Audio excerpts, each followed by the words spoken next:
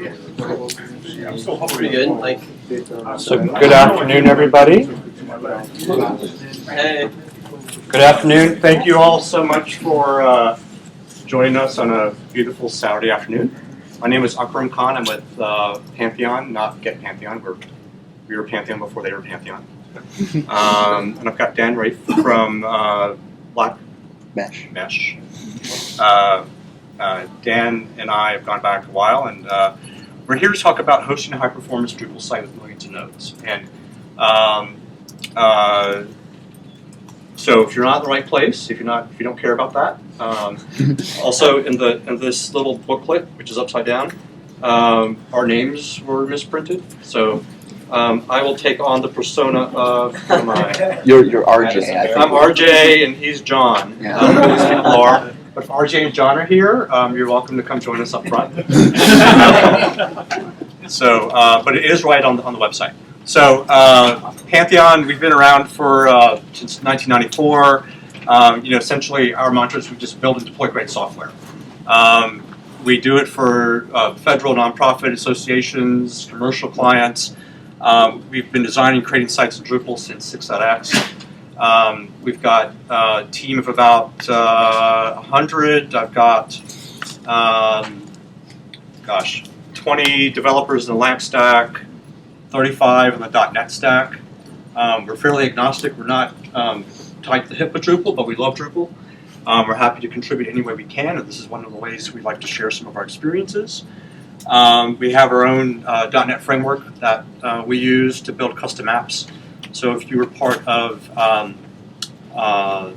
the Drupal in the Future presentation last hour before lunch, there's that other box of 80%. We're part of that other box. We also do a lot of work with WordPress because it's easy, but it does have its limitations, but we do quite a bit in Drupal. About me, I am EVP at Pantheon. I essentially manage our technical teams, which is quite large. We have multiple offices around the world. Do business development, thought leadership, stuff like this. Manage things day in and day out, and like to solve problems and do research and figure things out. That's my email address. You're welcome to get in contact with me anytime via email. I've got my card up here if you need to get in touch with me. Twitter is Akram S. Khan.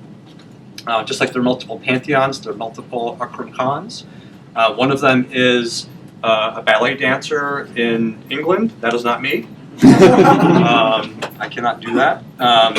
We also have Blackmesh here, and let Dan talk about himself. Sure, thank you. So Blackmesh is a managed services, managed hosting provider. We've been around for 10 years. So we're in this for the long haul. We've been doing high-performance Drupal since 5.x, which actually the first site we ever hosted had millions of nodes in Drupal 5.x. And if anyone ever worked in Drupal 5.x, you know why we now consider ourselves performance experts. Because really, if you can make that run at all, you're already an expert. We focus on being behind the curtain. So there's a lot of Drupal sites that you probably know of, a lot of very high-profile Drupal sites that you probably know of, that either we host or that we consulted on the hosting of. There's a big house up the road here somewhere that we helped with, for example. There's another house on the other end of the mall that we also helped with.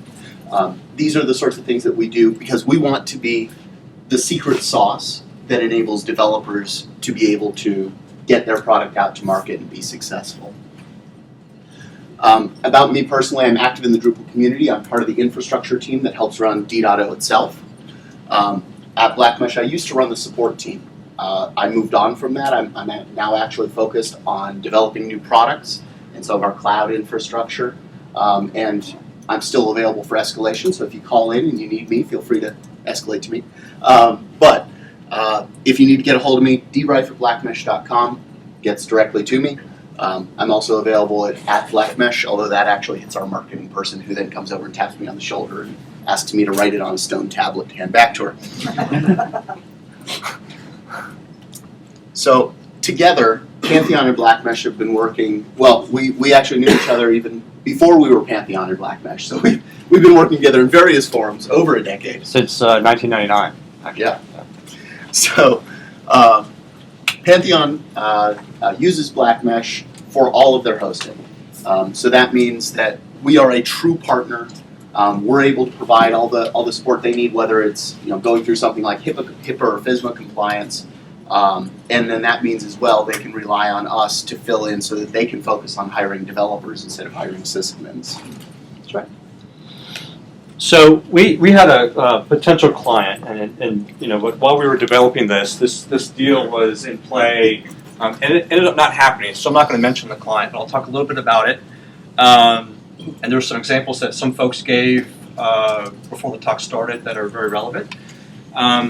This client has a bunch of stuff in Lotus Notes, and they serve it up, and it works, but it's hard for them to maintain, as you can imagine. And they came to us and they said, "Look, we want you to take this over," and we thought, well, we could do this in Drupal, but we hadn't done anything at this scale yet. We got really worried about it. We wanted to make sure that we could set it up in a way where it would perform. So we went through an exercise where we took a look at what they needed. They had millions of content items. Due to the nature of what they had peak times of access around certain events. And those items were accessed by all these users all at one time. They had content that was updated in batch on a daily basis. They were pulling content from federal sources and from non-federal sources. And they also had some very specific, highly technical information. Not scientific, but policy-oriented. So the faceted search was very important here. And then, we looked at the performance requirements. This is something where we needed to handle, response times under 3 seconds for auth users. This is a subscription service that was resold. And then if you weren't auth, under a millisecond or under a second. So why is performance important? I pulled some of these stats off the internet. I've got the sources in the notes here if anybody's interested, but there's a very, very high abandonment rate after 3 seconds. It's pretty clear if your site's slow, people are going to leave.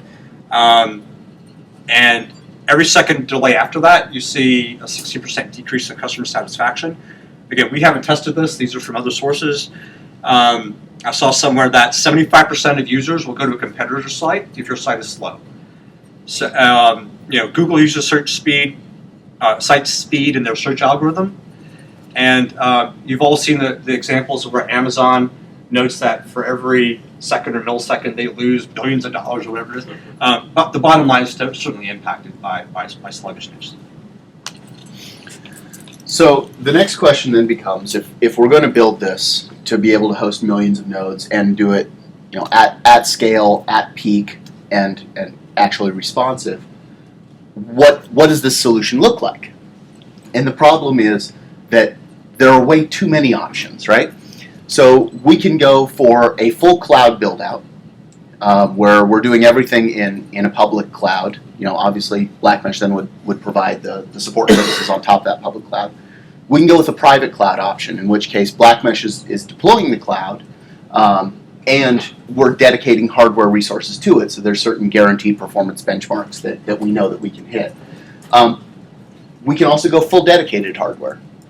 But what we decided in the end probably made the most sense was to go for a hybrid. So with a hybrid, what we're doing is we're saying, let's have dedicated hardware resources for the baseline load we know that there will always be.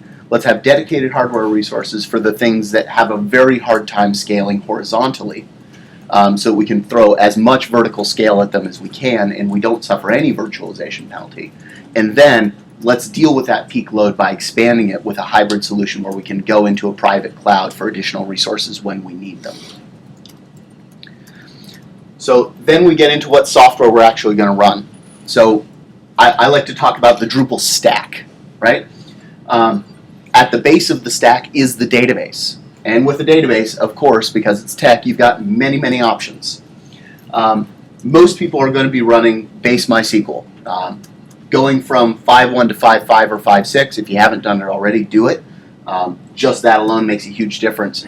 But there are also slightly more esoteric options. You can go Percona. You can go MariaDB, which are just drop-in replacements for MySQL. You can also go for something like Postgres, at which point you've got to potentially rewrite some code. But you may find that that's a better fit for your particular structure. On the caching end, Going with Apache with Varnish in front is a pretty reflexive choice for us. We like the combination of those two technologies. Memcache and APC, if you don't have something to actually cache the cache that is inside Drupal, then you're going to be very, very slow. APC allows you to avoid the compilation penalty on PHP. What all this means is by the time a request has been fulfilled, 99 times out of 100, it's going to have hit one of those caches. It doesn't have to go through the full stack, because what's going to be fastest is when you're running the least code, when you're pulling as much as possible from cache. And then last, to satisfy the faceted search requirement and to do it at speed, we need to bring in Solar in order to complete that architecture. Yeah, so curious. Yeah. As far as databases go, there's always the options. Right. What is your findings on, just in general, what is the best solution, particularly for larger scale sites? That's coming up. Okay. So the answer is it depends. For this specific use case, we ended up doing some tests that we'll get into, and we'll kind of talk through our methodology and kind of the decision points we have. Right. And for what it's worth, amongst these options, one of the things to keep in mind, right, is things like vendor support and things like ease of configuration and maintenance. You might well be able to find somebody's personal branch of MySQL on GitHub that does everything 5% faster. I don't know who this person is. You don't know who they are either. Perhaps they're doing it by turning off something very, very important. So it's more than just testing performance. You also have to look at it as a life cycle decision and a total cost of ownership. So when we get to distributing across multiple nodes, things start getting exciting because Drupal really assumes that it is on one system. Everything is right there where it is. So you deal with things like, to jump around this slide a little, the files directory. Drupal just assumes that the files directory always is local. Doesn't matter how many webheads you have, it's local to that box. Well, that doesn't work, obviously, when you have 30 webheads. So you have to have some way of sharing out that files directory, things like Gluster, things like a SAN or a NAS on the back end. Dealing with Varnish cache flushes, if you want to go down that route. If you have Varnish in front, and an editor wants to be able to flush the Varnish cache for a node they just edited, is that something that you allow by policy? Or is it just the case that you tell them, look, if you edit a node, it's going to take 5 minutes or whatever the TTL is in order for that to update? On the one hand, that means that they have to wait 5 minutes. On the other hand, if you allow that editor to flush Varnish, and they do it with a little too wide a brush, you've potentially brought your entire site down while all the cache regenerates. Memcache coherency is actually very straightforward. That is just a setting in your memcache.ini. If you take one thing away from this talk to solve problems that you are experiencing that you can't track down in your site, it is set memcache hash strategy to consistent instead of performant. I forget what the other one is. But what it does is it makes sure that memcache always generates the same key, even if it's on a different architecture, on a different box, and so on. Makes a remarkable difference and solves a lot of very strange errors. On the load balancing front, so when you go to start distributing web load over multiple webheads, you actually do have some decisions to make. Because not only can you have the load balancer reach in to individual webheads and say, are you still healthy, are you still alive? You can actually have it reach in and do anything you want. So do you want to have it load the home page and see whether that loads? Well, the problem is, what if MySQL is slow? What if there's some other issue that's preventing that from loading? The webhead's actually just fine. You'd rather display a slow page than no page by turning off that webhead, right? So you say, okay, well maybe I'll just run a MySQL query. Well, we're right back in the same thing that we started with, although we've slightly reduced our surface. So then you say, okay, well I'm just going to display a static HTML page, which works great until you're running PHP FPM and your FPM dies. So now the load balancer thinks that everything's healthy. So there are huge trade-offs that you have to make where you have to say, all right, what are we willing to see for risk tolerance on these health checks? On the load balancing algorithm, you can choose things like least connections, you can choose round robin, you can choose weighted. There's a lot of options when it comes to configuring that load balancer, and that's something that if you have a sysadmin partner, they should be able to get you really good advice on what's going to fit best for your expected traffic load. Session stickiness. I know I'm jumping around, but it's for a good cause. Session stickiness is important because Drupal can be configured to use things like shared memcaches, right? But if you turn on session stickiness, if you guarantee that an individual user will tend to hit the same webhead, you can actually cheat on a lot of these. For example, you can store the sessions in a local memcache, because as long as the session persistence is longer than the login timer, then it's okay, because they're always going to hit that same webhead. And okay, if that particular webhead goes down, then they have to log in, but that might be an acceptable trade-off to get rid of the complications of having to keep all these memcaches synchronized across many different things, or have a single HA memcache. So lastly is the load balancing method. Now, in this case, what a lot of load balancers do is they NAT. Okay, and there's a couple different ways to do this. But what it means is the request comes in through the load balancer and then branches off to one of the webheads. The response flows back through that load balancer in order to be able to get to the client. So that means if you have 100 web servers behind one load balancer, your entire bandwidth is whatever that load balancer's bandwidth is in both directions.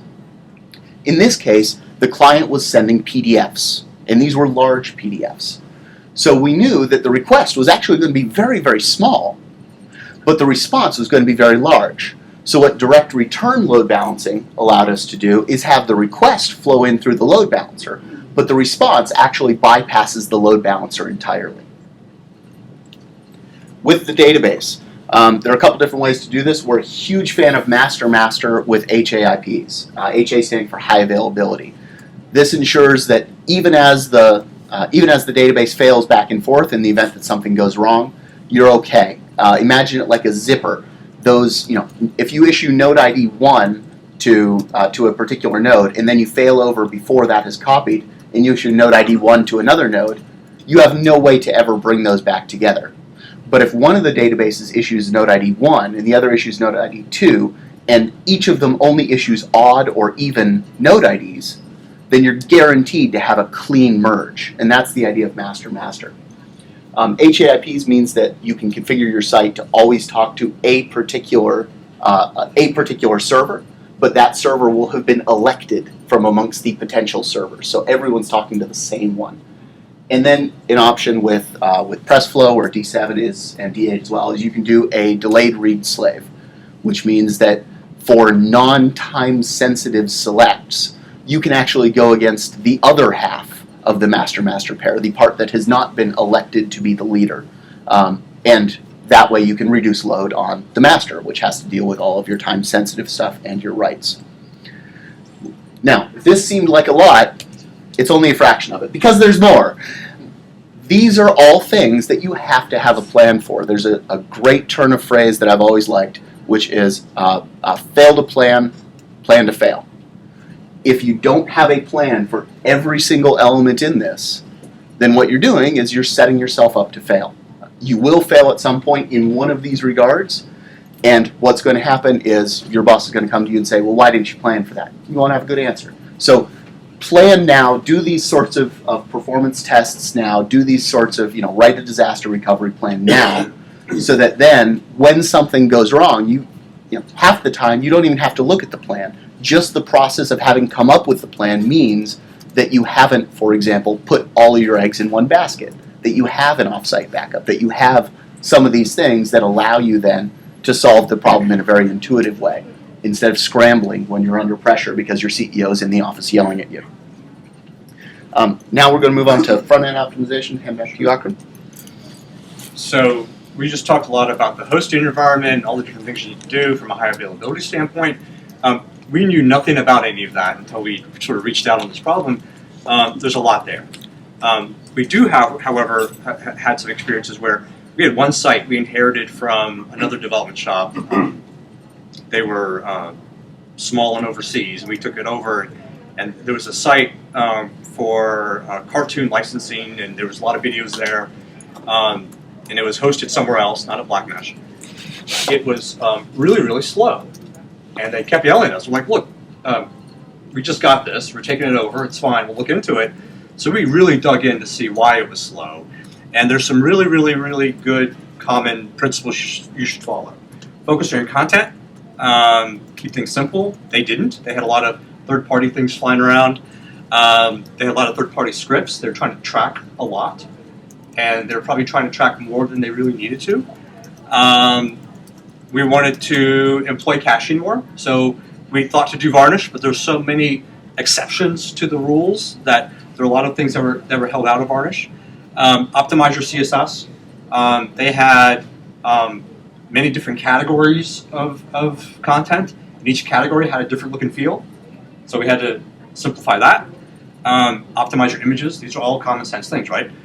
They had 1.5 megabyte images as backgrounds on every page, and they're all different.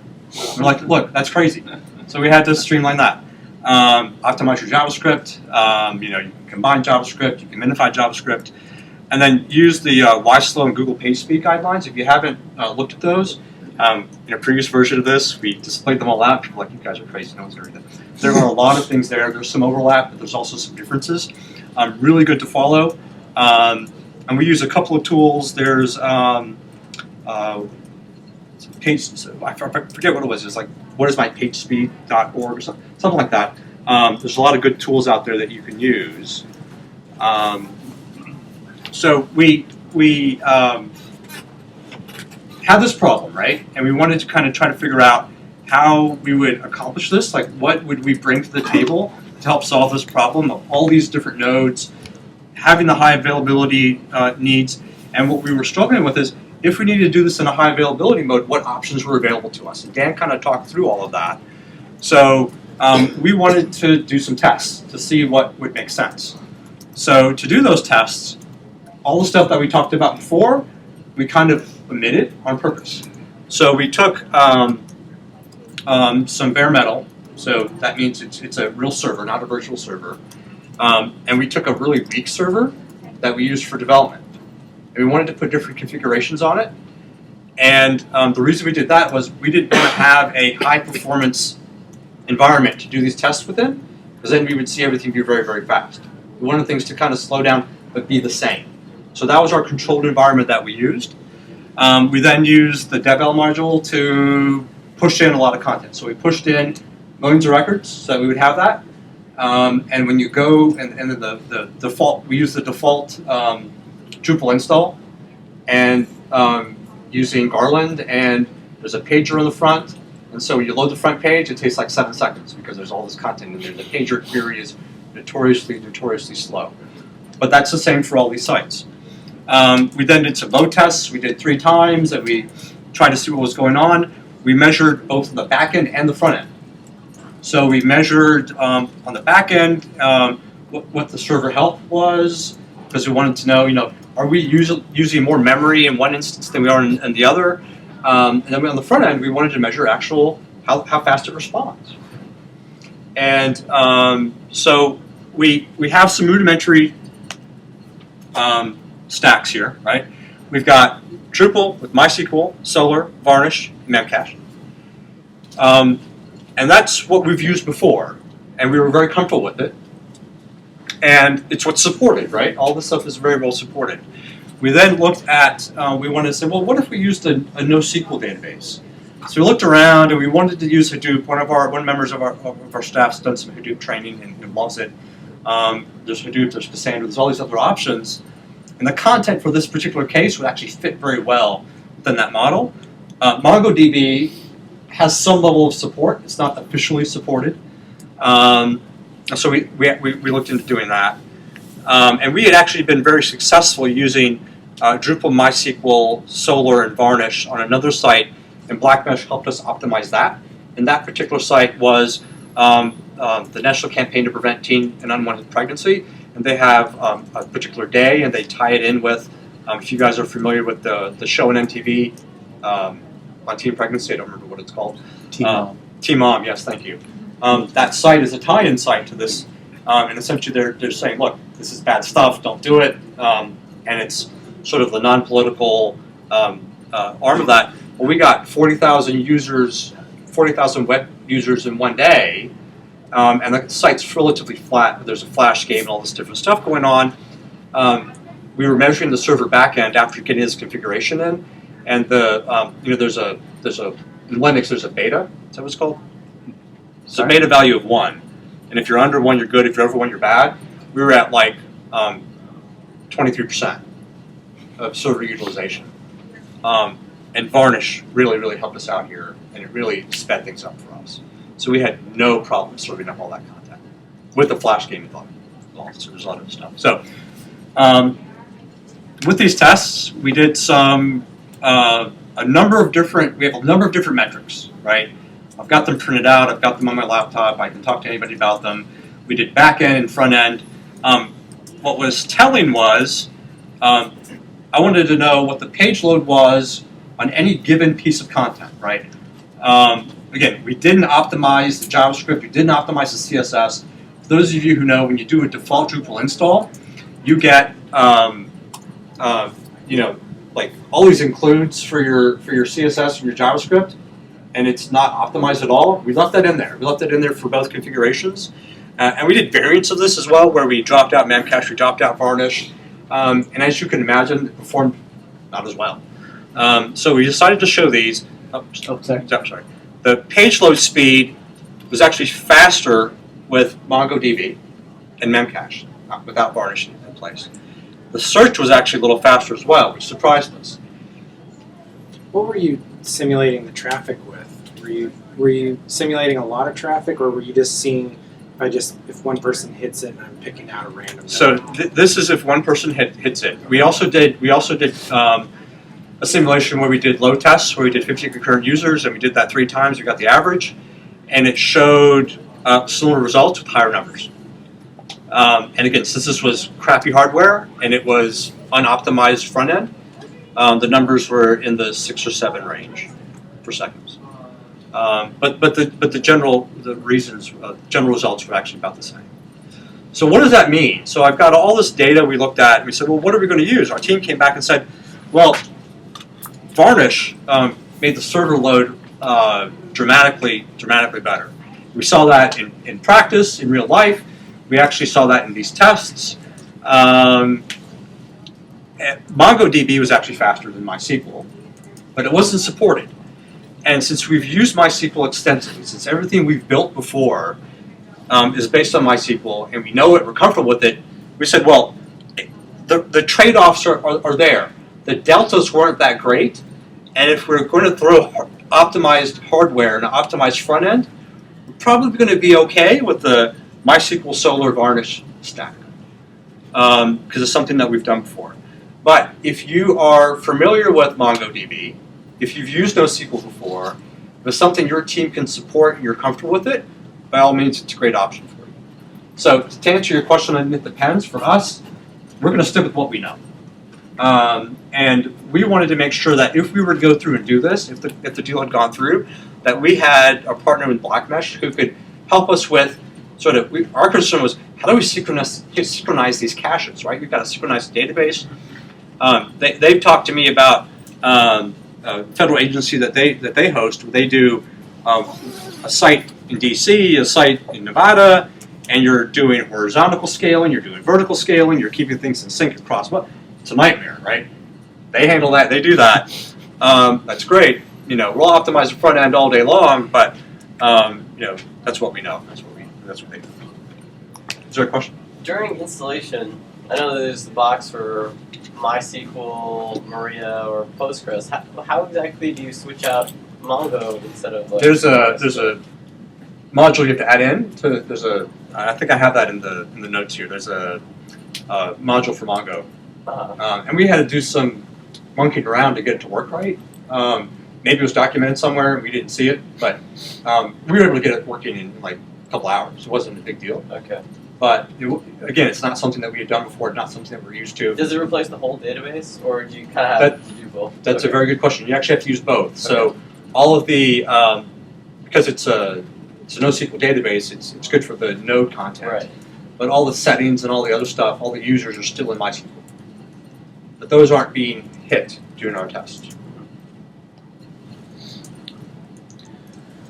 So finally, we want to just have a couple things talking about going forward. And by the way, this whole presentation will be tweeted out. I'll engrave it on a stone tablet and hand it to Kenneth. She'll tweet it.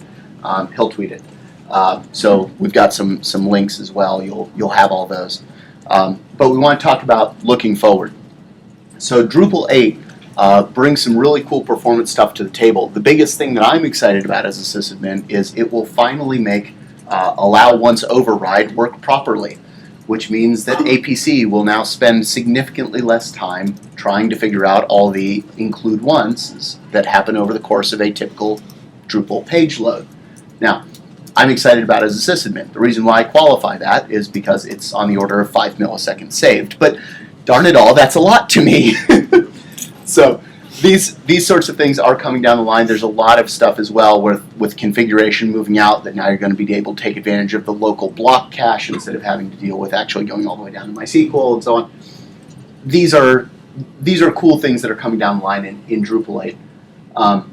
Redis versus Memcache. Redis is something we're starting to see a lot more of. The big advantage of Redis is that you don't have to start with a cold cache. So because Redis is able to also stream the data that's being written out to disk, it's able to pull that data back out of disk when you're doing queries against it so that it's going to be there ready for you to go. So when you spin up new instances, for example, you can actually have all of the data there. You don't have to regenerate your caches. Nginx versus Apache. This is very close to the Emacs versus Vim wars I remember from my youth. I will declare my forever allegiance to Apache until someone can prove to me something's better. Apache is a great product. Nginx is a great product. Honestly, both of them are pretty irrelevant because you should be using Varnish in front of them. So by the time you're running PHP, the difference between them is largely academic. Their difference for everything else, we can talk about all day long. Feel free, I got time. But when it comes to actually serving Drupal, you should have Varnish in front of it and just pick whichever one you're more comfortable with. NoSQL, Mongo, Hadoop, there's a bajillion options. So we're going to hit questions, and we intentionally timed this so there'd be a lot of time for questions because everyone's going to be interested in their specific use case. What I'm going to do, I'm going to pull up our contact page so you have all of our stuff. There's also one last thing, which is our resources page. Again, we're going to tweet this out. Don't try to frantically copy it all down. But leave it at the contact page and then open it up for questions. Yes, ma'am. Can you talk a little bit about how to actually get Drupal to work in a two-database situation, like either master-slave or master-master? Because it's my understanding that Drupal always assumes that it just has one database. So how do you make it work with and when you see both? Right. We're going to want to repeat the question for the recording. Yeah. So the question is, how do we get, and I apologize if this is repetitive, it's because it's being recorded up here. So the question is, how do we get Drupal to work with multiple databases as opposed to just assuming that it has the one, which is its default? Great question, by the way. What you have to do is set up some mechanism whereby Drupal doesn't know. And what we use is what we call an HAIP, or a high availability IP. This is an IP address that's part of usually the RFC 1918 space, the private space, 192.168, 10 dot, and so on, that fails back and forth between the machines so that from the perspective of the webhead, it's always talking to the IP address that it knows. Now, there are some things you can add on top of that. MySQL MMM, for example, that automate some of those setups. Personally, I'm not a huge fan of those. I think they cause more problems than they solve. And Drupal is well behaved enough that it doesn't need them. But if you find yourself backed into a corner, feel free to bust out a solution like that as well. But honestly, once you've set up those HAIPs such that you can shut down an entire database or shut down an entire machine, and it just automatically fails over to the other, everything else sort of falls in place. You simply specify that HAIP as your database IP, and it all works. But that would be in a master-master situation, right? Right. So in a master-slave situation, you actually still do the HAIP. The difference is that you then are very careful to set up your HAIP to not auto-fail back.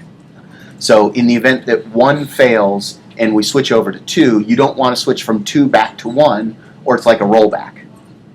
So in a master-slave situation, you just have to turn auto-fail back off and then have some sort of procedure for getting the data back from the slave to the master. and resolving any conflicts, which there inevitably are. Yes, sir. Do you know if there's any movement on getting some kind of UUID style universal ID integrated in Drupal 8?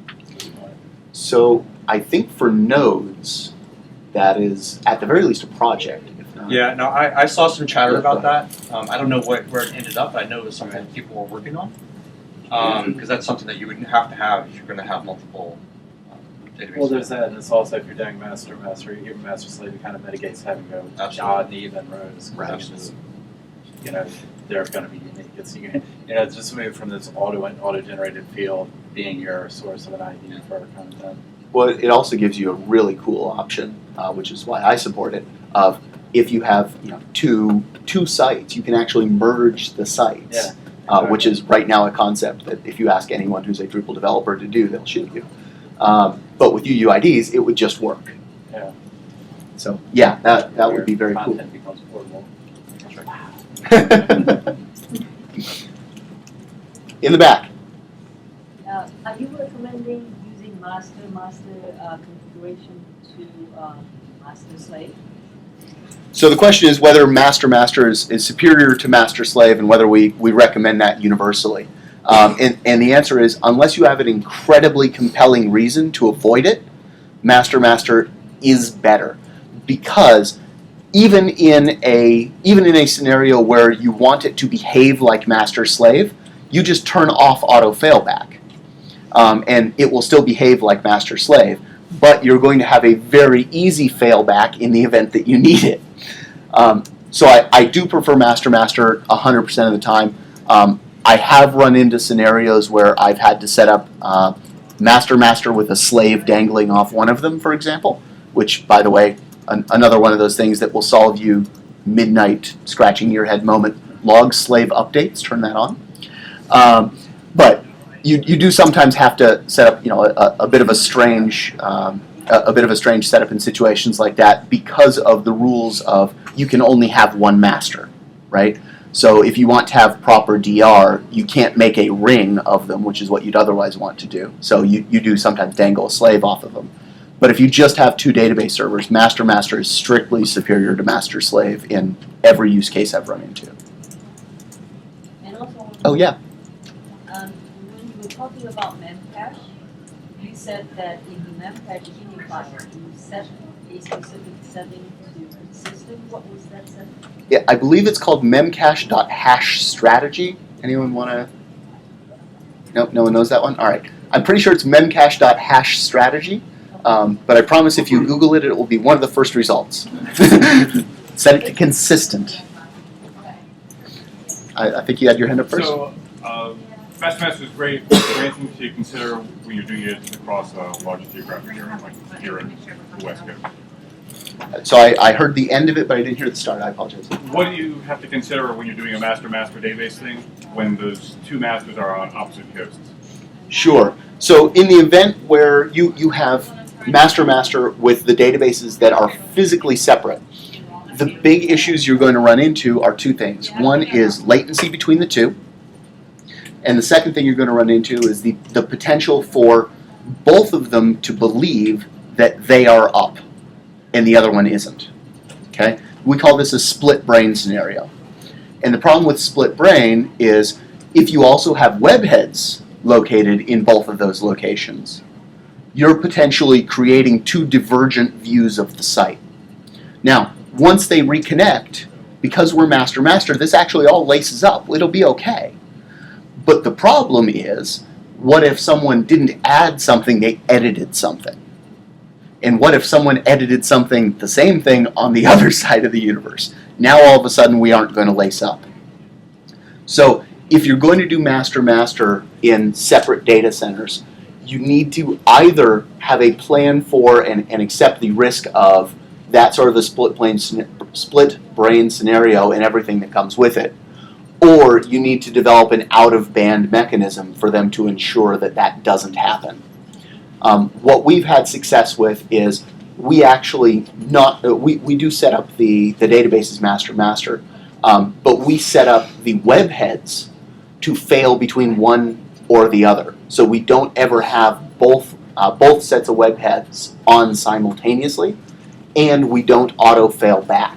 So if they can't communicate properly, we're guaranteed that only one set of webheads is the authoritative webheads, is actually being routed to for that particular site at any given time.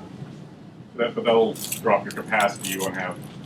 Right. So if they're both up, then we're good to go. But in the scenario where they can't talk back and forth, we're only going to route to one set of them at a time. Oh, okay, I see. So Yeah. if they think that the other is one, will say, no, I'm just going to shut down. Right. So it could be definitely in the actual down scenario then. Right. So yes, exactly. But if they can't see each other, then we've designated one as the default. So our Northern Virginia one is going to be the one that stays up. If they can't talk to each other, the Las Vegas one assumes that if it also can't talk to something that we know is going to be up in our Northern Virginia data center, then it must be that the entire data center is down. But if it can talk to that, then yes. So it's a calculated risk, right? It is certainly possible that if the right component fails at the right time, at the right moment, the entire thing goes down. But we think that's superior to having a literally unsolvable data merge problem. It's almost impossible, and you have to look at your business requirements. So Right. if 5 minutes, 5 seconds is okay, then you go forward with it. But if you need to have all your content available at all times, you're kind of limited, right? And you have to step back from that a little bit. Right, and that's where something like putting a CDN in front of the entire site might make sense, so that then you can, in a sense, paper over those problems, right? Yes, sir. Where do you generally recommend putting Memcache? On the webheads or a centralized Memcache server, or is there different scenarios? We put it on the web server when we tested it. Right. So the question is, where do we keep Memcache? Do you keep it on the webheads, on the database, on a dedicated Memcache server? And it depends on the scale of the solution. When you're getting up to dozens of webheads, you probably want to have a dedicated Memcache pool. Most of the time, we find that for a 4 or 5 or 10 machine solution, it actually makes sense to just keep it on the database servers. Admittedly, their RAM is at a premium, but RAM is so cheap you can just throw more RAM at it, and that ends up working pretty well. We already have the HAIP infrastructure on it, and that way, if the HAIP infrastructure is considered the single point of failure, admittedly it's HA, but that way we only have one of those instead of multiple. That said, unnamed large government client is a great example of where we don't do that because they do use Memcache very, very heavily, and it simply doesn't make sense from a network traffic standpoint to do that. So we do keep Memcaches local there, but we then also have a Memcache that runs on the database servers with an HAIP that gets pushed into for things that need to be shared across all the webheads. So that way, we keep everything local that we can at the cost of additional cache regeneration cycles, but that's okay, they're on the webheads. Webheads are cheap, and only consolidate the bits that must be consolidated on an HA platform. What's an example of a bin you put on the central one versus being on the webhead? Sessions. Sessions needs to go there. Cache form. If you don't keep cache form in the database, cache form is a great example of another one of those, you're welcome, this will save you 2 hours on a Sunday. Cache form is not a cache table. Cache form stores partially completed forms.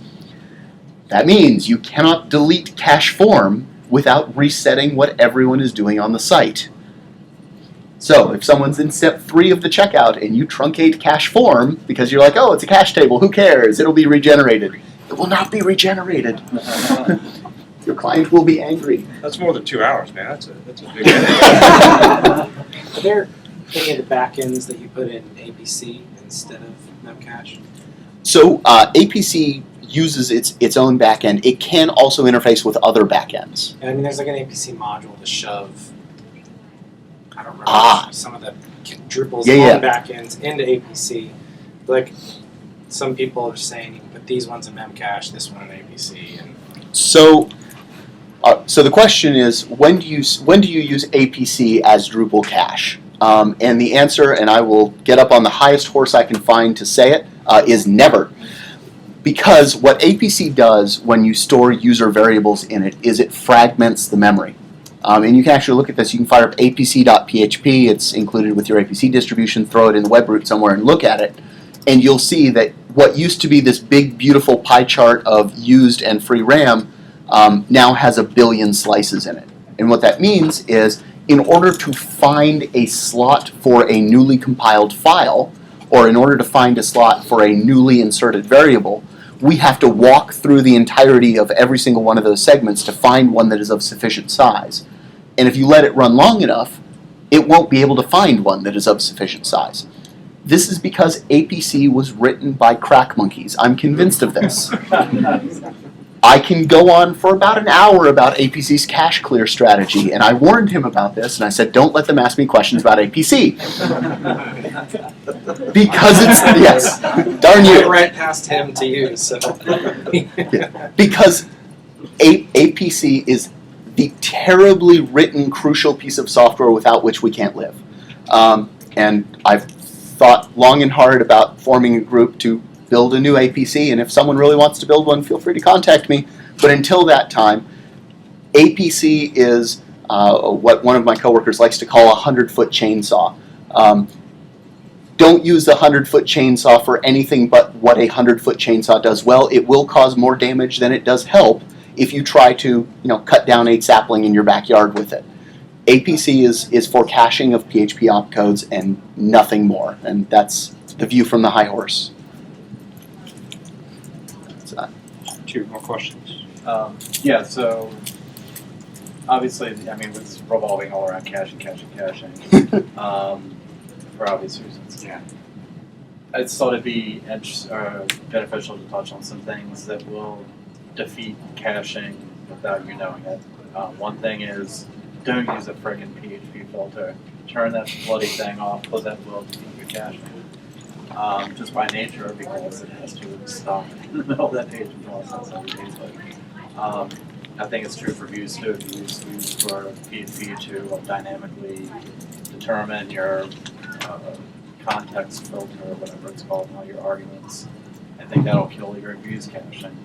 You know of anything else? Can you confirm this, or can you know of anything else will Page cache invoke hooks. Huh? Page cache invoke hooks. If you're wondering why memcache isn't working properly, it's a conf setting, page cache invoke hooks on page load or something like this. That single setting fixes memcache. So yeah, there's a lot of things like that where you can very easily turn off significant fractions of Drupal's caching layer by choices that often you aren't even the one to make, that often your editors are the ones to make. Don't let them make those choices. If you proactively disable things like PHP filter, then they can't use it. So turn it off so that they can't. And then layer something like varnish on in front so that hopefully that won't even be relevant whenever possible. So when we've used varnish, we have, because we use those all the time. We use PHP filter all the time for various needs. When we're building out a site, varnish catches it up front. And, you've rendered. Once you've rendered it, it's in the varnish cache. Just get back to the server. Yeah, that's not always. Right, for authorized users. If you're anonymous, once you're logged in, and bypasses. Yeah, and at that point you have to do some tuning. There's some things that you can enable varnish to do. We've done a lot of custom Vickle work. He taught me that. Custom Vickle work in varnish to kind of get a happy medium there. And we did that on the site that I referenced as an example, where there was some dynamics. We had a Flash game, for God's sake. So we had to figure that out, and we did, and it was high performance. Right. So yeah, you can use Vickle to paper over some of these things. You can throw off cache on it, which is a really cool module. Go check it out. Vickle's varnishes language. Yes, sorry, the varnish configuration language. But yeah, at some point you have to run code, and if you're going to run code, make sure that as much of it as possible is from cache, and you run as little of it as possible. If you want to make a slow Drupal site, it's actually a one-step process. Download every module you can find and enable it. You don't have to add any content to the site. Literally just downloading and installing modules will make the site slow.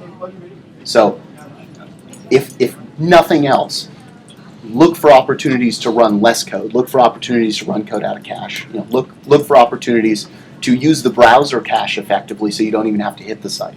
And I don't see, like, even with Drupal 8, there'll be some modest improvements. I haven't been following it, but you're running, a environment that is meant to be extensible, and we love it for that, right? Because you have all these layers, you have all this stuff going on. It's very expensive. These modules are very good because if you're building a site, you can use someone else's module, and you have all this functionality for a fraction of the cost. But it is expensive. These hooks are expensive. I mean, I'm actually looking forward to seeing what the benchmarks are with Symfony as a framework on the back end, because hopefully that'll make it a lot more streamlined. And it's something to look into. But the bottom line is, if you're not using an HTML application where you're just pushing HTML out, you've got PHP in the back end, you're going to have some performance issues you just need to deal with. And that's what we keep going to Blackmesh for help. I think there's a question over here.